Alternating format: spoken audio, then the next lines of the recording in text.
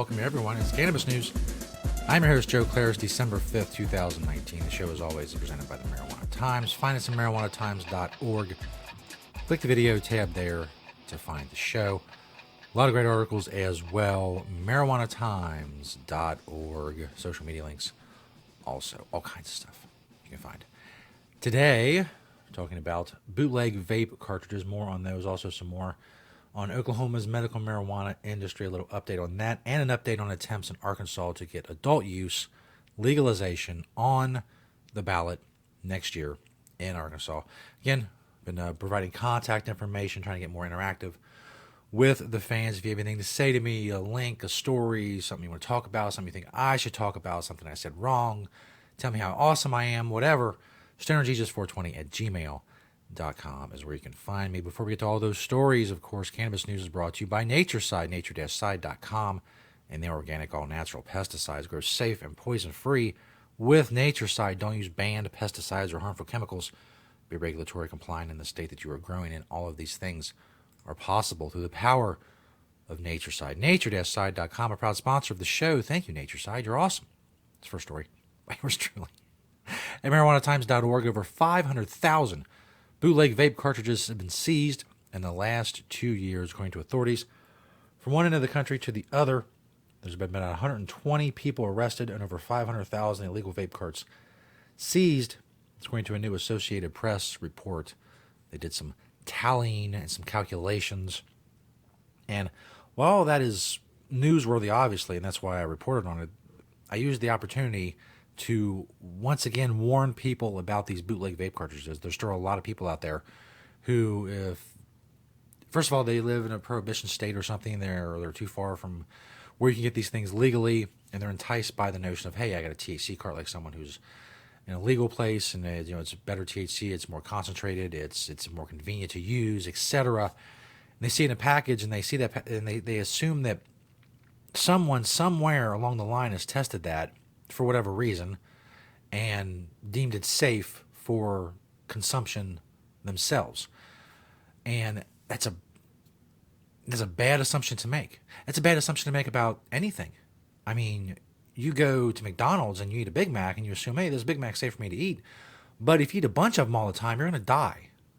I mean, they're tested and it's not rancid. It's not going to kill you then and there unless you've been eating a lot of them. And then, your next one could be the heart attack that does it, the big one, as they say. But you got to watch what you're ingesting in your body, especially something like this. You can't assume that someone has this little golden liquid that you're going to heat up to extreme temperatures and vaporize and inhale into your lungs. That's a lot. That's a lot of unknowns being heated up, which creates more unknowns, and going into your lungs. It could be some dude made in his basement. He could have cut it with anything. Just because it's in a package, no. If you didn't buy it from a store, if it's $40 or $50 instead of $90 or $100, if you cannot prove the chain from, hey, this was made here, it went to this testing lab here, here's the results of this testing lab, and now I'm going to inhale it, then don't. Just don't. I know it's difficult. Go to your dealer and get some flour. Just calm down. If you can't afford like a magical butter machine or something, make some brownies the old-fashioned way. There's YouTube videos galore on that stuff. But just don't assume because it's in some cool package that somebody could have bought online and packaged something they made in their basement and then you should inhale it. You shouldn't. There's no reason to think you should. That's why people, I think last I saw, 47 deaths, something like that, due to these mostly bootleg THC cartridges. I don't know, it's too much. It's too much. So another warning in print and on video and audio. Trying to do my part to steer people away from these. This next story is from Fool.com, the Motley Fool. For cannabis, Oklahoma is more than okay. See what they did there? Okay. It's the postal code for Oklahoma. Play on words and letters. Good stuff. Anyway, Oklahoma, as of November, they have more than 200,000 people in the state with medical marijuana cards. That's 5% of the state's roughly 4 million people. To put that in perspective, consider that Florida, one of the hottest states for medical marijuana, has over 300,000 registered medical marijuana users, but that's only about 1.4% of their more than 21 million residents. As of July 1st, the state had approved, in Oklahoma that is, 146,381 applications, more than double those that were approved in March. So in the span of 4 months, they doubled the amount of applications. Florida was hovering around a 200,000 cardholder mark in February, and now they're about 300,000. So they're comparing the growth of Oklahoma's program, obviously the growth of Florida's, which Oklahoma is going to come out better because, as we've talked about many, many times, Oklahoma has done medical marijuana in a way that every other state has not managed to do, and that lawmakers from coast to coast will tell you cannot be done. It can't be done quickly and efficiently and get a lot of people into the program in a short amount of time. None of that can be done. We need 2 years to figure out what we put on the application. And then we'll get to licensing people, and there'll be backlogs and delays, and the scoring will be wrong, or somebody will screw it up, or a file attachment won't get downloaded, and there'll be lawsuits, and it'll all drag on. Oklahoma's done none of this. And somehow it's working. I don't know. Is it that this will only work in Oklahoma, or is it that everywhere else that says this can't work just is lying or is ignorant or cannot see the possibilities or don't know how to do it? I find it hard to believe that there's something about Oklahoma that makes things so much different from the rest of the country. I'm sorry. If you live in Oklahoma, I'm sure you feel like you're very special people, but not this special. That you can manage something that people in no other state can manage. Only Oklahoma can do this. I find that hard to believe. I'm sorry. I'm a cynical person by nature.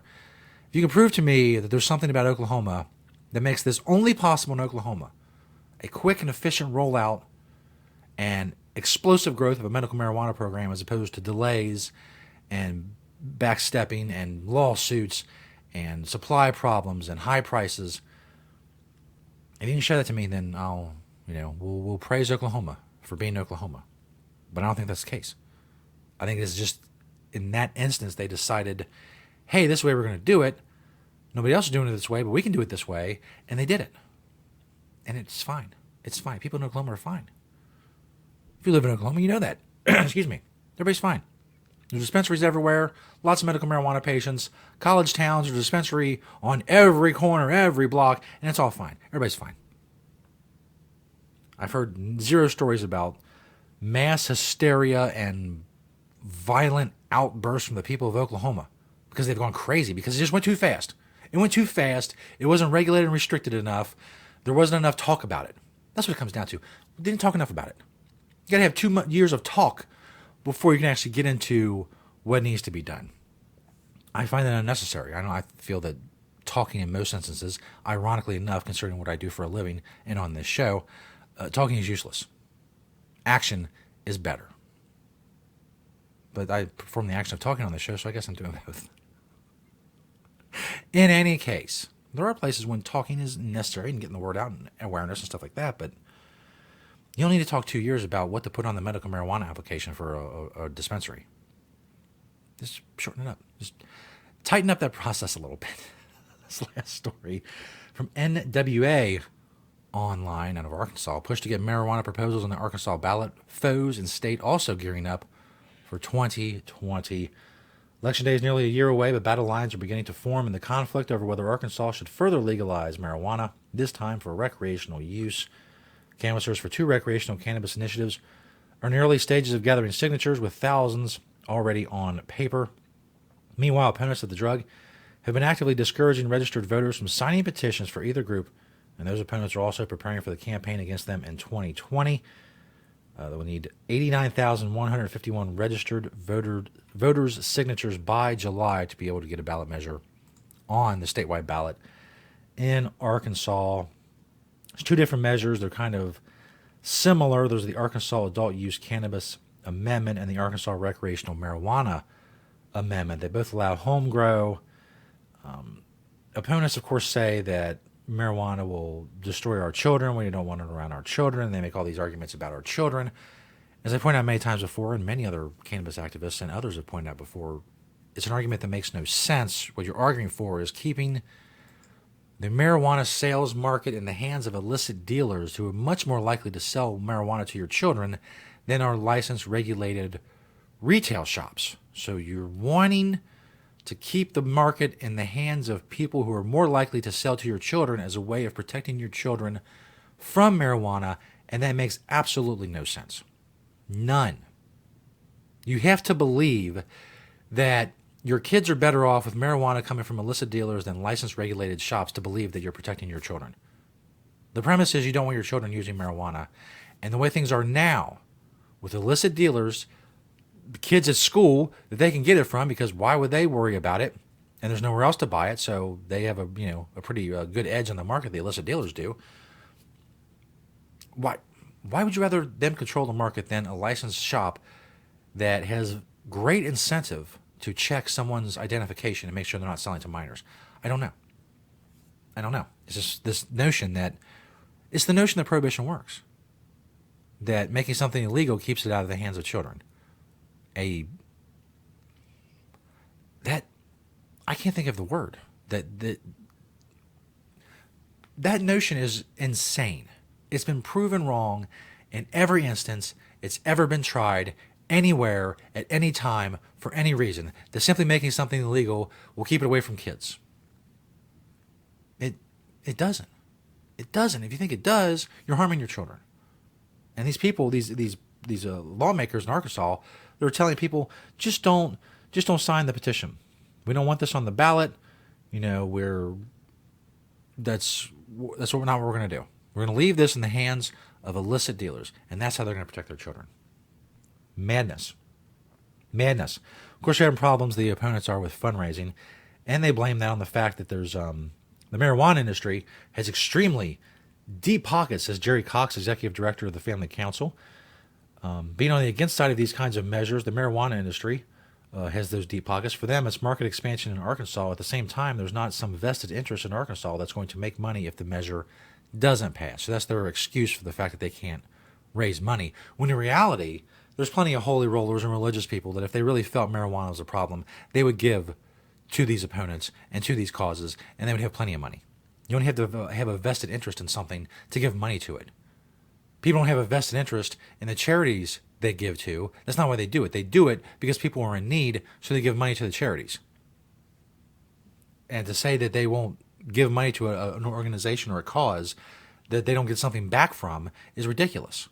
The reason you're not getting money is because most people that would give you money, they're giving it to something else, some church fundraiser or juvenile diabetes foundation or whatever, because they don't think marijuana is a big deal, so they're not going to invest their money in that. They're not going to invest their charitable donations or whatever into something that's not a big deal. Most people realize that the prohibition of marijuana is not protecting children. So why would they give you money? They won't. But they'll blame it on, it's deep pockets, marijuana coming in, blah, blah, blah, blah, blah.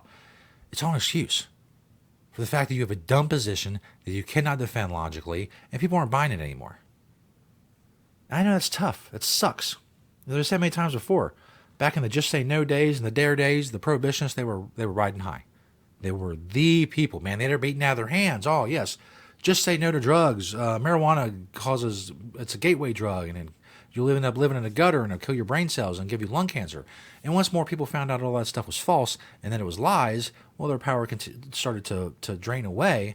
And now you got groups like Smart Approaches to Marijuana. That's the pinnacle of what used to be a massive thing, a massive power grab for bureaucrats and organizations and the Family Council and anti-drug organizations. They had the money rolling in. But now, it's dried up because people don't buy that crap anymore. And it's a problem. I understand it's a problem.